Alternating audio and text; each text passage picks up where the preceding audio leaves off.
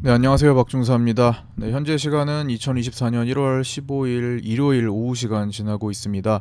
자, 이번 시간에는 지난주에 있었던 목요일 콜옵션 이상급등 현상에 대해서 이 목요일 장 마감 방송 때 이제 언급을 드렸는데 거기에서 이제 좀 시간이 지난 상태에서 조금 분석을 해본 결과에 대한 이제 첨언에 대한 내용을 좀 시작으로 이번 현재 우리 시장에 어떤 일들이 일어나고 있는지에 대해서 몇 가지를 좀 간략하게 좀 살펴보고, 마지막으로는 다음 주 시장 경로 전망에 대해서 한번 생각해보는 시간을 가져볼까 합니다.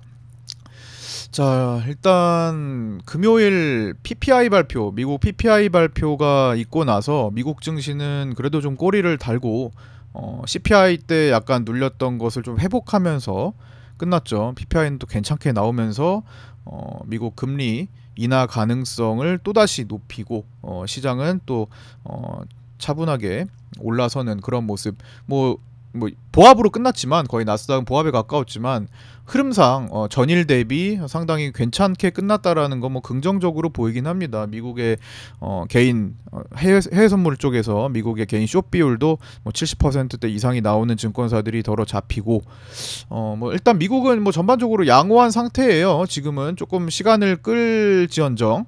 그래서 뭐 그런 상태고, 우리 야간 선물은 340.35로 0.35포인트 올랐습니다. 별로 뭐 움직인 건 없어요. 미국도 그렇고 우리도 그렇고.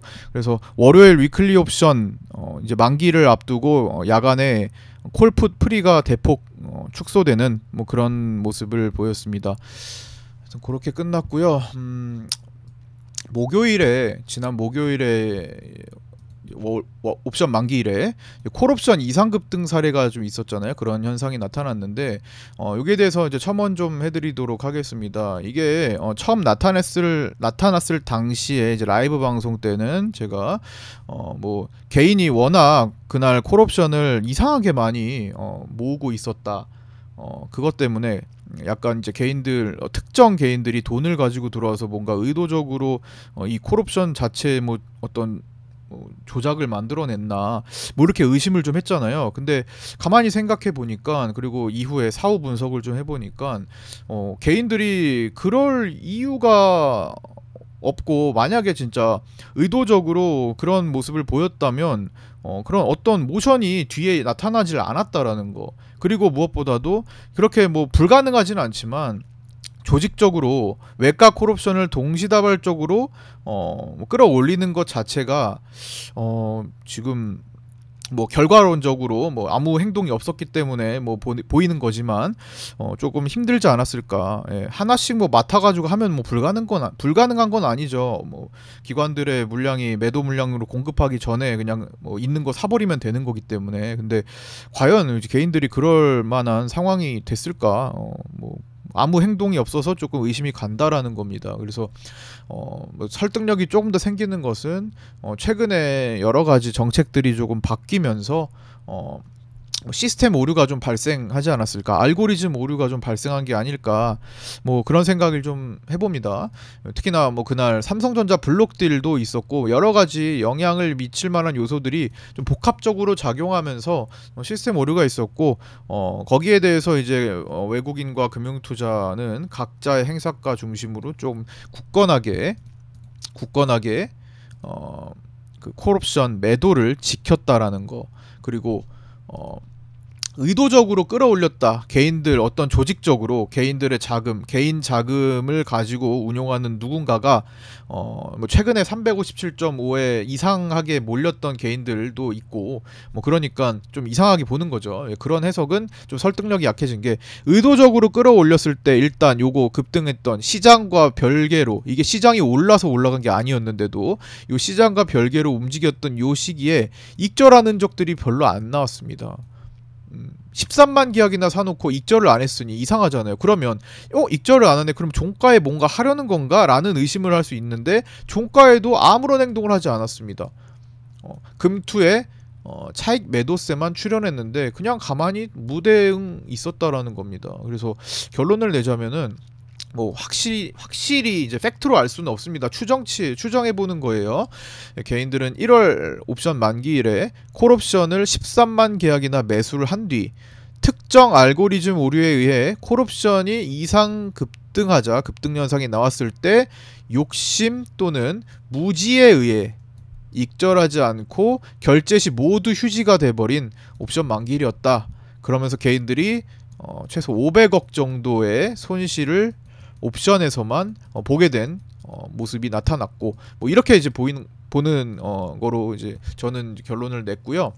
뭐 나중에 언젠가는 뭐 증권가에서 그날의 사태에 대해서 뭐 다룰 수도 있겠지만 뭐 이렇게 또 지나갈 것 같긴 합니다. 그래서 뭐 요 정도로만 인지해 주시고, 옵션 시장에서, 선물 옵션 시장에서는 뭐 때때로 이렇게 좀 특이한 현상도, 기묘한 현상도 좀 일어날 수 있다라는 거를 조금 생각해 두시면서 기회가 됐을 때, 저는 이제 그때 콜 매도하면 다 먹는다라고 말씀드렸는데, 매수를 따라가는 경우에 따라서 매수를 따라가는 경우는 뭐 수익이 금방금방 날 수 있겠지만 너무 위험한 전략이기도 하죠. 이게 시장이 같이 움직이는 케이스가 아니었기 때문에 이걸 움직일 만큼, 그래서 좀 위험한 선택이라고 저는 보고 콜 매도하면 무조건 먹는다라고 말씀을 드렸던 겁니다. 그래서 실제로 콜 매도하면 마지막에 결제 시에 뭐 뚝 떨어졌잖아요. 예상 지수 보시면 뚝 떨어졌죠. 그래서 340.17로 2포인트대 이렇게 떨어졌기 때문에 콜옵션 매도자들의 승리가 아니었나, 이렇게 그래도 외국인과 금융투자의 포지션이기도 했으니까요.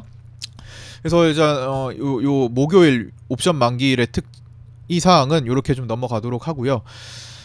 이제부터는 뭐 지금 시장은 이제 무슨 일들이 일어나고 있나라고 써놨는데, 뭐 몇 가지 현재 시장의 주요 쟁점들을 좀 간략하게만 요약적으로 좀 넘어가 보도록 하겠습니다. 첫 번째로 주말에 이제 대만 총통 선거가 있었죠. 결국에는 친미 라이칭더가 당선이 됐고요. 반중 정권이 3연패를 했다라는 소식, 40% 득표를 했네요. 그러면서 이제 대만과 미국 간 협력 관계가 더 공고해지면서 향후 대만 해협 등을 둘러싼 미중 갈등의 파고가 더 높아질 전망이다.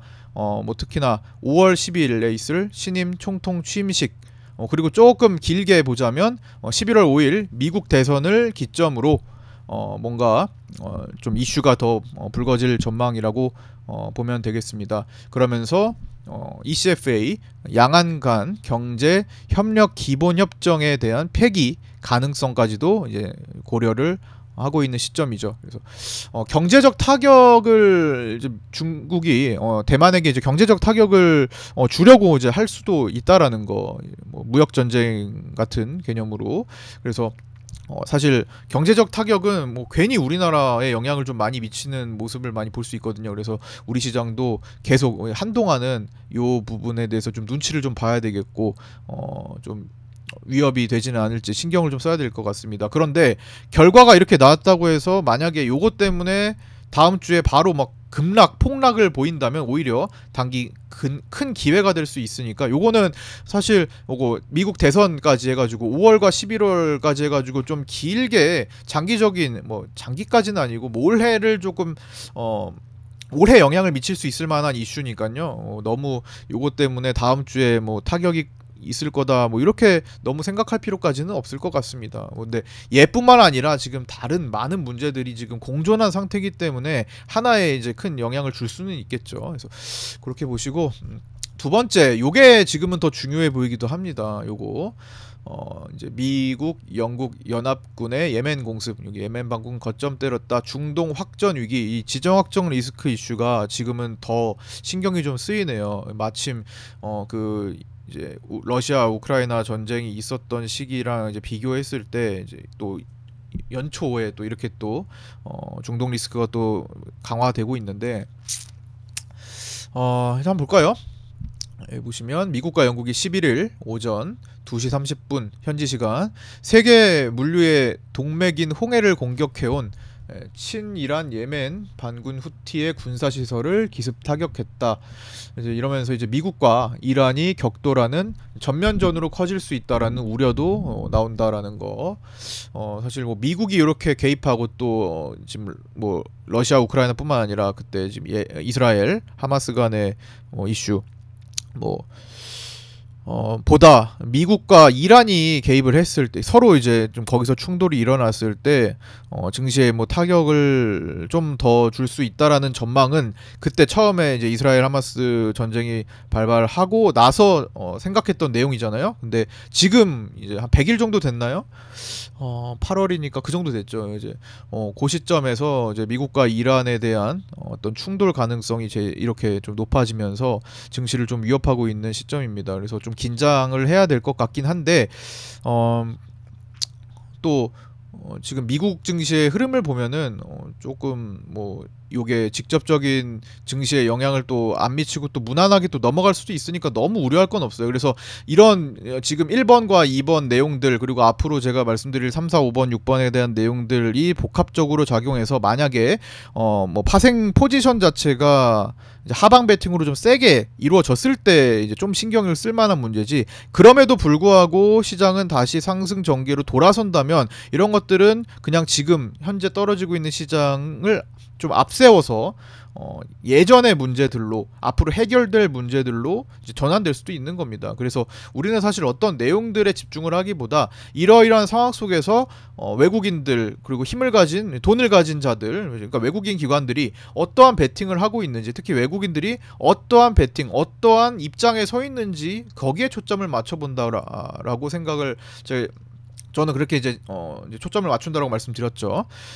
뭐 그래서 지금 선물 같은 경우는 외국인들이 포지션 중립까지 지금 만들어둔 상태에서 앞으로 나올 포지션, 다음 주부터 1월 FOMC 있을 그 사이에 생기는 포지션이 너무 중요해 보이긴 합니다. 이번에 2월물 위협도 좀 받고 있는데 하여튼 요 시기에 어떤 상태의 포지션을 취하는지, 어떤 포지션을 취하는지 꼭 실시간으로 같이 대응을 좀 하셔야 되겠고요. 이런 것들은 우리 구독자분들이 모여 계신 구독자 단톡방에서도 제가 실시간으로 중요한 포인트가 있을 때 전달해 드리고 있습니다. 그리고 뭐 라이브 방송 뭐 당연하고요. 그래서 매일마다 라이브 방송을 하고 있지만 모든 분들이 항상 시청할 수는 없잖아요. 그렇기 때문에 구독자 단톡방을 이제 활용을 해주시라고 말씀을 드리는 겁니다. 그래서 입장하시고요. 어쨌든 뭐 이렇게 되고 여기 보시면 홍해를 유럽 시장의 길목으로 삼고 있는 국내 산업계도 타격을 피하기 어렵다. 홍해와 유럽을 잇는 수에즈 운하는 국내 가전업계 전체 해상 운송량의 10%가량을 책임지고 있다라는 거. 국제유가도 들썩이고 있다라고 하는데 이제 국제유가가 여기 이것 때문에 좀 올라가기 시작하면은 앞으로 또 물가에 또 물가 상승을 또 부추길 수 있고 겨우 잡아낸 물가를 또다시 부추길 수 있는 상황이 되기 때문에 이것도 좀 긴장하게 되는 거죠. 이런 상황도. 그다음 세 번째, 미국 구글과 시티그룹 등 주요 기업들의 감원 결정이 있었다. 이 소식입니다. 구글 또 임직원 정리해고, AI가 인간 일자리 위협하나 뭐 이런 기사가 있었죠.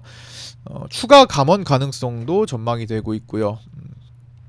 지난달 더 인포메이션은 구글이 3만 명에 달하는 광고 판매 부문에 대규모 개편을 계획하고 있다고 알렸고, 그 다음에 시티그룹 2만 명 대량 해고 소식, 전체 인력의 10%나 감축하기로 했다라는 거.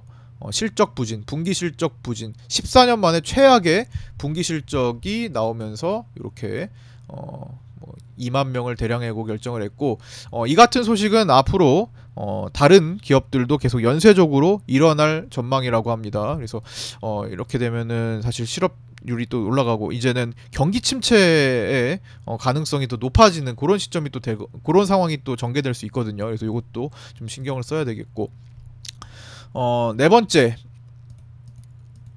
자 요건데요. 요거 미국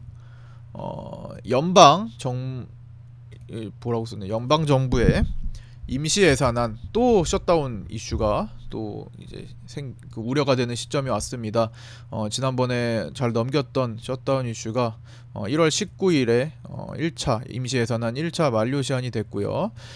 그 다음에 여기 보시면 이번 주 15일에서 19일 뉴욕 증시는 미국 12월 소매 판매와 주요 기업들 실적 발표를 좀 앞두고 있는데, 지금 월가에서는 미국 12월 소매 판매를 이제 전달보다 0.2% 증가할 것으로 예상하고 있다고 합니다. 이는 11월 0.3% 증가와 비교해 둔화된 수치다라고 하는데, 이렇게 소비가 소매 판매 이런 소매 판매가 이제 좀 주춤하면, 이렇게 증시 약세론자들이 주장하기로는 지금껏 미국 소비를 지탱해온 저축이 고갈되면 지출도 감소할 수밖에 없다고 같이 주장을 하고 있습니다. 그래서 전반적으로 이것도 이제 위축될 수 있는 소식이죠. 그래서 여기 보면은 소매 판매 지표가 소비자, 더 나아가 경기가 어떻게 유지될지 보여줄 것이라며, 경기 침체를 지연시킬 수 있는 한 가지는 강력한 소비 지출이라고 말했다. 그래서 이 지표도 시장에 좀 중요한 영향을 좀 미칠 것이다라고 생각하시면 되겠고요. 실적 발표 예정된 거 또 체크를 하셔야 되겠고, 그 다음에 요거는 다음 5번, 이제 홍콩 ELS 확정 손실이 이번 이제 오늘 기준으로 닷새 정도 동안에 1천억을 돌파했다라는 소식입니다. 상반기 만기 도래 물량이 10조가 넘는데 상반기에만 5조 원대 손실 가능성이 지금 생긴 상태라고 하고요. 여기 보시면 특히 더구나 올해 상반기 만기 도래를 앞둔 관련 상품 규모만 10조 2천억 원으로 H지수가 그 사이에 엄청나게 폭등하지 않는 한 손실 규모는 한 50%인 5조 원대까지 불어날 수 있다라는 우려. 이것도 다 위축되는 거죠. 뭐 자산이 증발해 버리는 거니까 다 당연히 뭐 또 매수 심리에 대한 위축을 불러일으킬 수 있는 겁니다. 그 다음에 다음 소식으로는 태영건설 워크아웃에 대한 내용. 이제 워크아웃 첫발, 다음 주부터 채권단 실사 시작한다라는 거. 여기 보시면 태영건설이 다음 주부터 채권단의 실사 작업에 들어가면서 워크아웃에 첫 발을 떼기 시작했지만 경영 정상화까지는 넘어야 할 산이 아직 많아 우려의 목소리도 제기되고 있다. 이렇게 보시면 되고, 최근에 이제 태영건설 주가를 잠깐 이제 보고 넘어가자면 거의 뭐 진짜 우리나라 강심장들이 다 여기 모인 것 같아요. 하루에 뭐 20%씩 오르락 내리락 정말 뭐 갈피를 못 잡을 정도의 움직임을 매일마다 보이고 있는데, 참 여기 뭐 단타거리는 되겠지만 결과론적인 단타라고 생각을 합니다. 지금 뭐 분봉을 보시면은 저는 못할 것 같은데, 여기에 거래량을 보시면 꽤나 많은 사람들이 이 태영건설에 대해서 단타를 좀 노리고 있다. 근데 지금 요거에 대해서 유혹을 받고 계신 분들이 혹시 계시다면요, 지금까지 얘를 가지고 노려서 수익을 내지 않았으면 그냥 계속 쳐다보지 않는 것이 저는 맞다고 보거든요. 그래서 뭐야 이거 자 지금 이렇게 난장판이 됐잖아요. 이제 어떻게 이제 얘가 진행될지 모르는 상태였기 때문에 우리가 진도준도 아니고 어떻게 알겠습니까? 그래서 이 불안감을 좀 나타내는 차트긴 하잖아요. 투자자들이 서로 뭐 다 모르기 때문에 올랐다 내려갔다 하는 건데, 자 이 분봉 차트를 보면은 결론적으로 봤을 때 좀 떨어졌을 때 사면 다 이득인 상태가 된 거죠. 보시면 뭐 여기서 사면 먹고, 뭐 웬만하면 떨어지면 사면 먹는 뭐 그런 지금 기간들을 보냈는데, 야, 이 차트를 보고 그러면 지금 이제 떨어지면 한번 사면 되는 거 아니야? 내가 지금까지는 무서워서 못했는데 가만 보니까 이거 그냥 사두면 먹겠네라고 생각을 하신다면 이제 그 생각이 들어서 실행에 옮기는 순간 이제는 이런 형태를 보이지 않고 추락할 수 있습니다. 내가 고민하다가 샀더니 더 이상 나한테 수익을 안 주더라. 왜 나한테는 수익을 안 주더라. 뭐 이런 생각을 또 하게 되실 수 있습니다. 그래서 올라가는 종목도 마찬가지잖아요. 내가 계속 올라가는 종목, 저거 언제까지 올라가는 거야 라고 보다가 도저히 못 참겠다고 마지막 매수 버튼을 누르는 순간 추락하는 뭐 그런 원리라 비슷하죠. 그래서 여기까지 이걸 활용하지 못하셨다라면은 아예 쳐다보지 않는 것이 현명하다고 생각합니다. 덫에 걸릴 수가 있다라는 거 꼭 주의하시고요. 이 심리적인 문제거든요. 저게 계속 뭔가 저걸 관심 있게 보셨던 분들은 저걸 한 번이라도 조금 5% 10% 먹어보고 싶은 상태가 지금쯤 이제 드실 수 있어요. 이제 워크아웃도 시작됐고 막 이렇게 하다 보면. 어쨌든 뭐 그건 주의하시고, 그 다음에 기업 실적 부진에도 반도체주 B2가 급증했다라는 소식도 있습니다. 지난주에 이제 LG전자와 삼성전자가 실적 부진 발표를 좀 했죠. 근데 그런 상태에서 삼성전자의 신용 잔고는 이제 지난해 말 대비 38% 증가했고요. SK 하이닉스는 49% 늘었다라는 소식입니다. 좀 이것도 좀 부담스러운 소식이네요. 자, 그 다음에 여덟 번째 이제 고난의 파생 수급이라고 적어놨는데요. 고난의 파생 수급은 이제 콜옵션과 관련이 가장 깊습니다. 지금은 지속되는 개인들의 콜옵션을 너무 선호하는 현상. 계속 콜옵션을 사들이고, 콜옵션이 올라도 사고 내려도 사고, 제대로 익절도 하지 않고 뭐 그런 상태. 지난 금요일에는 개인들이 그래도 막판에 좀 떨어질 때 모았던, 그날 매수했던 콜옵션을 좀 손절은 하더라고요. 근데 그 전까지 뭐 익절도 안 하고 뭐 자르지도 않고 막 그랬던 현상들이 많이 있으니까 또 떨어지면 또 매수하려고 하고. 월요일 위클리 옵션 또 개인만 상방인 상태입니다. 이것도 좀 체크. 개인만 상방 어쨌든 부담이잖아요. 지금까지 1월달에 개인만 상방이던 상태에서 지금까지 내려왔으니까 코스피가 지금 8거래일 연속 하락했죠. 월물도 콜옵션 매수, 풋옵션 요거 매도 잘못 썼습니다. 풋옵션 매도 선호 유지 중 개인들이요. 콜옵션 또 매수하고 풋옵션을 매도하고 있다. 2월물도 반대로 외국인은 또 1월물처럼 콜옵션 매도와 풋옵션 매수 선호 기조가 보이고 있다. 이렇게 보시고, 금융투자는 월물 초반에 양매수 진행 중이다. 콜옵션 풋옵션 지금 모두 사고 있고요. 이런 경우에 금융투자는 보통 후반부에는 이제 하나씩 정리하면서 양매도로 전환하면서 자리를 마무리 짓는 경향이 있습니다. 두 번째로 이제 월요일에 만기인 달러 선물 1월물은 외국인들이 한 달 내내 환율을 상승에 베팅하는 모습을 보였죠. 그래서 마지막까지도 매수 누적 1조 3천억을 유지하고 있고, 환율 상승 베팅을 유지하면서 이제 만긴 날까지 왔습니다. 그러면서 좀 약간 올라가긴 했는데 환율이 뭐 크게 급등한 것은 아니에요. 1300 언더에서 놀다가 1320선까지 찍는 정도. 이제 그 다음에 중요한 거는 요 기로에 서 있는 저항대에서 과연 돌파할 것인가. 2월물인 것 같아요. 그래서 2월물에 달러 선물 이제 어떻게 진행되는지 다음 주에 초반에 잘 체크를 해야 될 것 같습니다. 그래서 환율이 지금 추세적으로 월봉 추세 보시면 전혀 이탈하는 적 없죠. 여기 추세가 살아있다. 장기 추세가 살아있다. 그래서 올라가는 추세가 살아있다라는 겁니다. 환율이 올라가면 증시는 부담이죠. 그래서 이 추세를 깨고 내려올 때까지는 항상 어떤 사태가 벌어질 수 있다라는 점도 좀 긴장하면서 좀 봐야 되겠고요. 환율이 깨고 내려오면 좀 편안한 시장이 만들어질 겁니다. 추세를 깨고 내려오면요. 자, 그 다음에 기술적 지지대. 자, 보시면 차트. 자, 차트 기술적 지지대 요걸 말씀드리고 있는 겁니다. 자, 단계적 이탈. 제가 금요일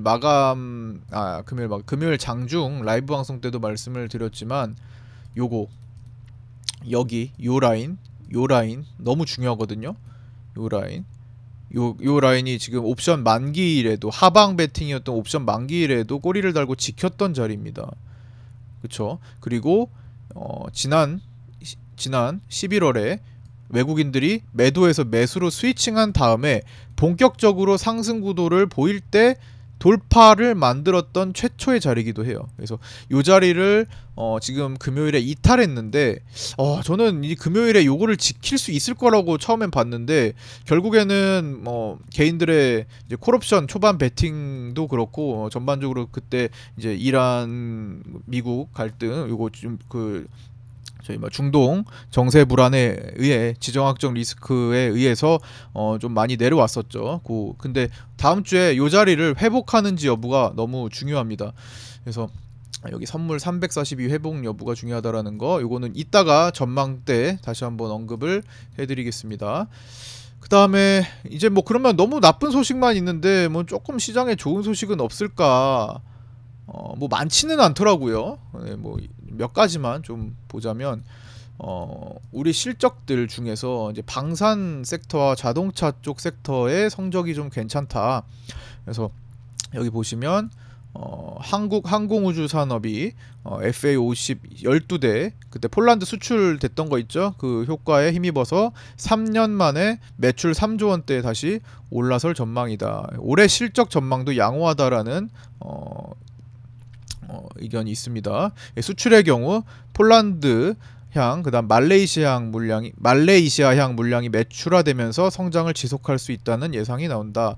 그다음에 자동차 쪽도 미국에서 친환경 차가 인기를 얻고 있다라는 거, 미국 진출 후에 연간 150만 대 이상을 판매한 것이 최초라고 합니다. 그래서 이런 소식도 있다라는 거, 뭐 24년 전망도 나쁘지는 않다고 해요. 그래서 이런 소식도 있고, 그다음에 이제 양호한 미국 PPI 결과 금요일 생산자 물가지수 결과 발표가 좀 괜찮게 나왔죠. 그러면서 3월 금리 인하 전망을 다시 80%까지 회복시켰습니다. 그래서 뭐 그런 소식도 증시에, 이건 뭐 미국 증시 좋은 일이긴 한데 어쨌든 증시를 반등시킬 수 있는 요인이 되고 있고요. 그 다음에 세계 1위 자산운용사 블랙록 이 올해 증시, 미국 증시죠. 미국 증시가 최대 12%까지 올라갈 수 있다라는 전망을 했습니다. 그래서 여기 세계 최대 자산운용사 블랙록의 CIO 릭 라이더가 미국 증시 강세장을 전망했다. 그는 이제 미국 연방 준비제도 그러니까 연준의 금리 인상 여파로 경제가 서서히 둔화되고 있지만 경기 침체에 빠질 정도는 아니다라고 밝혔다라는 거. 뭐 이런 내용도 뭐 시장에 뭐 그냥 하나의 의견일 뿐이지만 그래도 뭐 블랙록이니까 조금 좀 중요한 전망이라고 봅니다. 12번째, 이거는 이제 기술적인 거죠. 단기 낙폭과대 인식 구간. 코스피 투자 심리도가 20에 도달했습니다. 연속 8거래일 하락했고요. 뭐 투자 심리도는 연속과는 무관하고 지금으로부터 거슬러서 10거래일 동안에 얼마나 오르고 내렸냐라고 그 지표를 따지는 건데요. 자, 지금으로부터 10일 동안 2번 올랐다라는 겁니다. 전일 대비. 그래서 투자 심리도가 20이고요. 보통 투자 심리도가 20, 10, 0 오래 가지 않습니다. 20, 10, 0. 0 찍으면 웬만하면 다시 터닝을 하고, 뭐 10, 20도 거의 보기 어렵고요. 오래 가진 않아요. 그래서 뭐 한 하루 이틀 정도 반등장이 뭐 나오지 않겠나, 뭐 요 정도. 하지만 저항대를 돌파했을 때 이제 돌아서는 확률이 높죠. 단 0.01%만 올라도 여기는 오른 걸로 기록이 됩니다. 그래서 이제 강세 전환을 생각하기에는 너무 좀 멀리 온 것 같고, 뭐 하나의 뭐 자세가 좀 나와야 될 것 같고요. 연속 8거래일 하락은 뭐 1년 8개월만이라고 하는 뭐 기사 있었죠. 삼성전자 블록딜 앞두고 뭐 삼성전자의 급락이 먼저 나왔었고, 자, 외국인들이 값을 싸게 사려고 한 건지 어쨌든 삼성전자 블록딜을 앞두고 뭐 그 정보를 쥔 외국인들이 뭐 찍어 눌렀을 가능성이 높은 상태로 보이죠. 이렇게 된 결과적으로. 그래서 반발 매수의 기대도 좀 가능한 상태입니다. 차트상으로는 좀 붕 떠 있고 좀 불안정해 보이지만 뭐 어쨌든 삼성전자도 단기 낙폭에 대한 인식이 이제 생길 때가 좀 된 것 같고요. 뭐 한 번 더 내려간다면 밑에 자리가 하나 더 있긴 하죠. 여기 공간들. 그래서 이런 공간들에서 수급 호가 이런 상황을 좀 보고, 그 다음에 포지션, 삼성전자는 어쨌든 인덱스 성향으로 봐야 되니까 전체 시장, 파생 시장의 포지션과 연관이 있다라는 거 꼭 체크를 해주시고요. 자, 이제 마지막으로 다음 주 전망 및 체크 포인트를 말씀드리기 전에 금요일에도 이렇게 저희 파생반에서 인증을 올려주신 분, 내역을 올려주신 분들 계신데요. 여기 보시면 이제 제 생각을 버리고 객관적인 시황을 주시는 중사님 멘트로하니 편하긴 합니다. 여러 가지를 제 걸로 만들려고 해야겠죠. 그래서 금요일에는 이제 풋옵션 쪽으로 숏 포지션, 풋옵션 뭐 선물 매도 어쨌든 뭐 하락에 베팅할 수 있는 쪽으로 ELW든 해가지고 그런 말씀을 좀 드렸고, 어디서 청산을 해야 될지도 좀 마지막에 최저 부근 찍고 돌릴 때 웬만하면 다 청산하고 주말 편하게 보내시자, 이런 말씀을 드렸습니다. 그래서 청산 청산 하신 분들 138만 원 있고 1,300만 원대 이제 수익도 있으시고요. 하루 만에 좀 빅수익이죠. 그다음에 160만 원 있으시고 뭐 이렇게 또 내셨고, 그다음에 그날 이제 주식반에서는 스맥 급등이 나왔는데 스맥도 한 14% 15% 이렇게 수익 인증 올려 주셨고요. 122만 원 수익도 있으시고 20만 원 수익 뭐 작게 크게 있고, 그다음에 파생 한 번 더 이제 135만 원 수익도 있으시고, 이렇게 지금 결과가 나왔습니다. 자, 다음 주 전망 및 체크 포인트 말씀드리면서 마칠까 합니다. 차트 보시면 아까 방금 전에 말씀드렸듯 342포인트 회복 여부가 너무 중요하다라는 거. 그래서 그 다음에 요 자리를 회복하게 되면, 만약 이제 그 자리를 회복한다면 그 다음은 1월 9일과 1월 10일 사이에 해당하는 지점부터 22평 사이에서 뭐 치열한 매물 접전이 나오기 쉬워 보입니다. 거기서 이제 거래가 많았던 상태고, 매물을 보이냐면 어떤 거냐면 여기 지금 보이시는 핑크라인, 핑크라인과 1월 9일과 10일 사이 매물, 여기하고 요 두 경계예요. 여기 삼각, 저항대 맞고 떨어진 요 삼각, 여기 삼각형 모습, 그다음에 여기 자리랑 띄어지는 요 자리, 여기와 22평에 대한 매물 소화 여부가 너무 중요합니다. 그러니까 여기를 돌파하면 다시 여기가 저항이 된다라는 거예요. 그래서 요 구간 안에서 치열하게 접전 벌이는 걸 체크를 잘 해 주셔야 될 거고요. 만약에 342마저도 돌파를 못한다면, 월요일이든 화요일이든 돌파에 실패를 한다면 여기는 강한 저항대가 됩니다. 그래서 거기 강한 저항으로 작용해서 외국인들의 갑작스러운 공매도 금지 조치로 강한 매도 포지션의 매수 스위칭을 만들어냈던 요 자리 말하는 거예요. 평균 자리, 스위칭을 만들어냈던 평균 자리인 335 언더 자리를 찍으러 갈 가능성에도 주의를 해야 되겠습니다. 그러면 코스피 환산으로는 요 자리가 2,500 정도 되거든요. 2,500을 지키냐 마냐 싸움으로 간다라는 겁니다. 그래서 여기 341을 회복하면 다음 주, 여기를 결국 막히면 다음 주, 그래서 변동성 장세가 나올 가능성도 꽤 높아 보이긴 하네요. 그래서 이것도 좀 체크를 해보셨으면 좋겠습니다. 그래서 결국에는 342 사수 여부가 중요하다라는 거. 자, 오늘 여기까지 말씀드리고 마치겠습니다. 구독과 좋아요, 알림 설정도 부탁드리고요. 지금까지 시청해주셔서 모두 감사드립니다. 월요일 아침 8시 20분에 유튜브 라이브에서 뵙도록 하겠습니다. 감사합니다. 고생하셨습니다.